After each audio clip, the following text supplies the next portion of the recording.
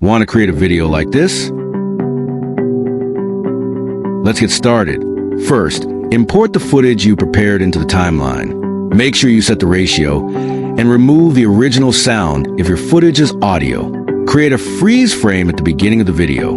Next, add a rectangle mask to the frozen clip. Adjust the size and position so it covers 1/4 of the screen. Then move forward 20 frames and duplicate the frozen clip. Move the mask so it covers the next quarter of the screen. Repeat the same step 2 more times until the masks cover the entire screen. After that, duplicate the first frozen clip and place it on the top layer. Turn off the mask. Now go to Remove BG and choose Auto Removal. Then go to the Adjust menu. Set all values in the lightness section to -50. Next, duplicate this clip and place it 20 frames after the start of the 4th frozen clip. Click Reset in the Adjust menu. Then go back to the Basic menu and add a keyframe at the beginning of the clip. Move forward 20 frames and add another keyframe.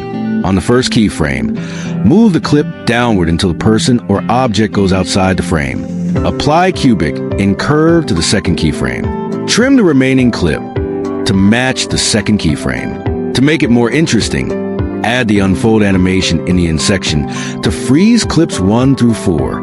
Play the video to see the result. And that's it. Your animation is ready. Simple, right? In the next video, we'll learn more editing techniques to improve your videos. So make sure to like, comment, follow, or subscribe so you don't miss the next tutorial.